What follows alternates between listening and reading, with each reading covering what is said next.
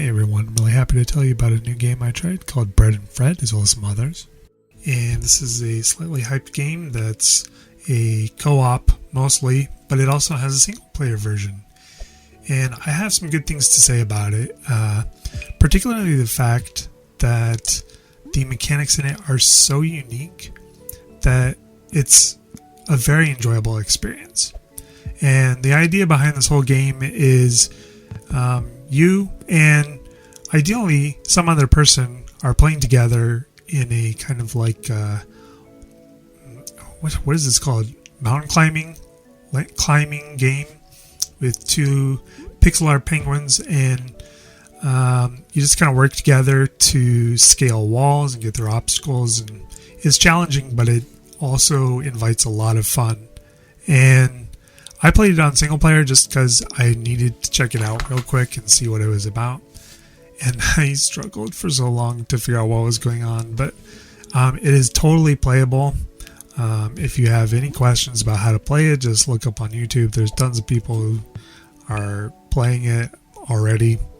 And yeah, so what I found interesting about this is, well, first of all, in the concept, in single player, you have a rock attached to you instead of another person, or penguin as it were, and you throw the rock and use it to either gain leverage, or in the case where I was trying to figure it out, is swing from one ledge to the other.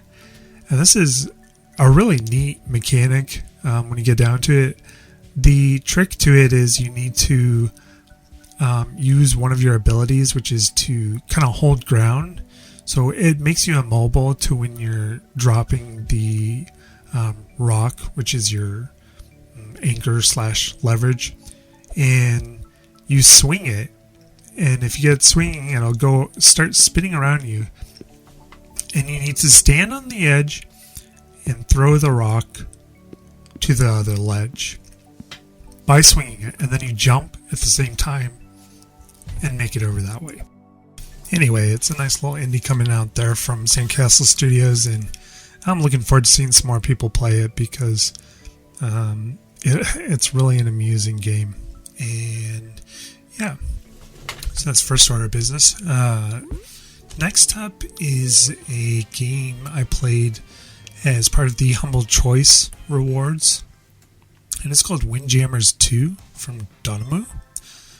It's a French publisher / developer, so I wanted to pronounce that as well as I could.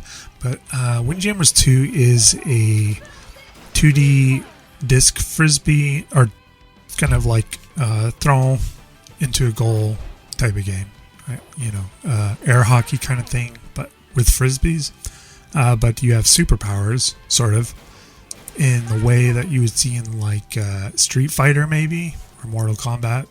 But it's less extreme than those games. It's mostly a kind of like colorful experience with some... Oh, you know what actually I wanted to compare it to was... what is it called? Super Mario Brawl Stars? Is that what it's called? I'll look it up. But yeah, it's basically like that game. No, sorry, it's Super Mario Strikers, or Mario Strikers. I couldn't remember what the name of it was, but I have played that too. And it's kind of like that. Also kind of like another indie I tried a while called Exoblast. Kind of obscure, but reminded me of it a little bit. Anyway, this is pretty fun. It's a real good game for casual gameplay. You can choose a nationality for your player with a limited selection of options, but yeah, just like kind of travel around in this championship. And you can also play it online.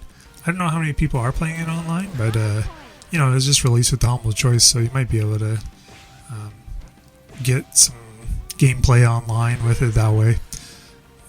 If you're not familiar with Humble Choice, that is a subscription service that you can pay voluntarily each month to support charity, but also get a hold of a selection of games that you may not have heard of but are quite good.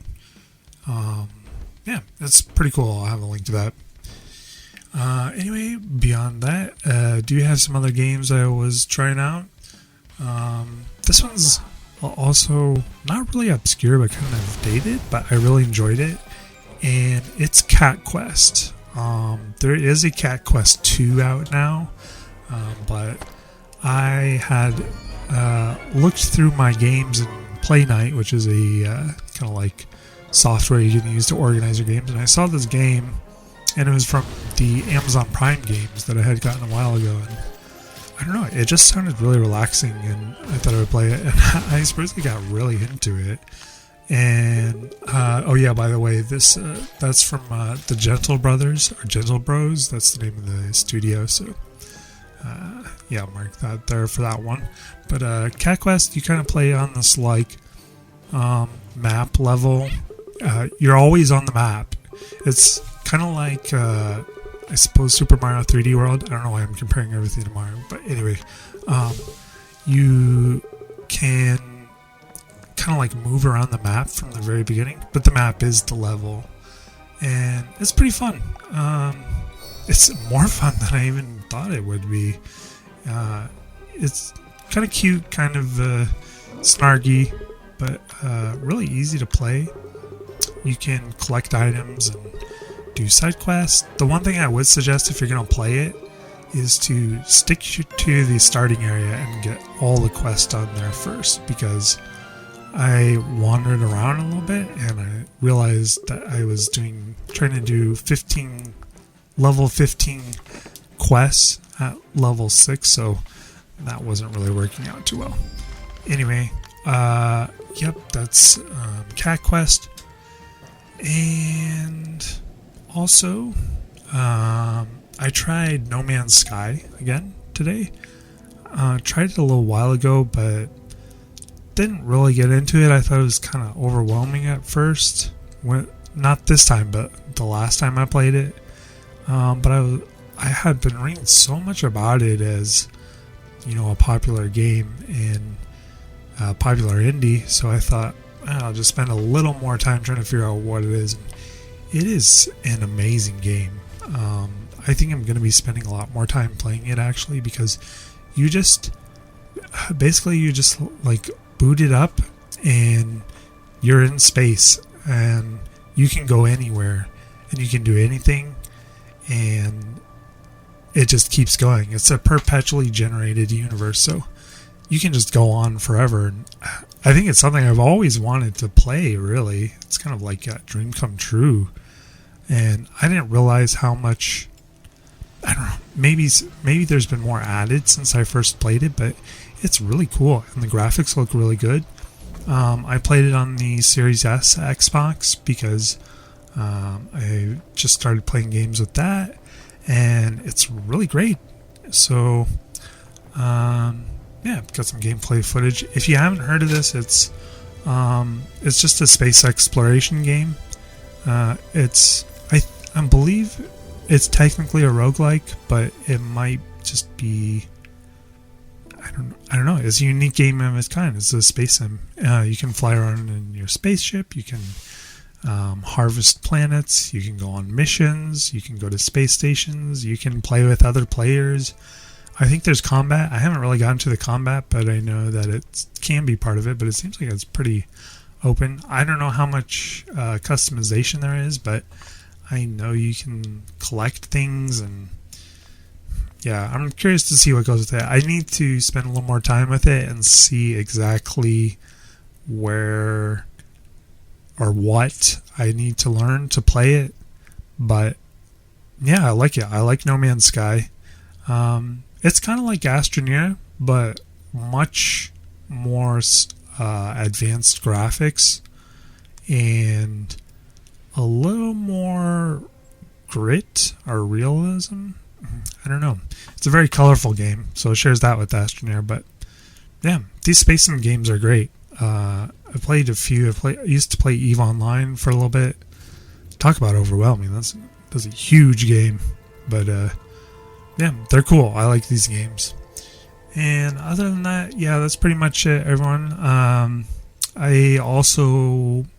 keep going back to Hogwarts Legacy. I have no problems with it. It's really a fun, interesting game, and it's really funny. And yeah, I've got a little clip here that you should be watching, and yeah, I'll end on that. But anyway, thanks so much for watching. This is a vlog from Dave of MrDavePizza.com. You can either check out my website or subscribe to this channel. Please like the video, and I'll see you in the next video.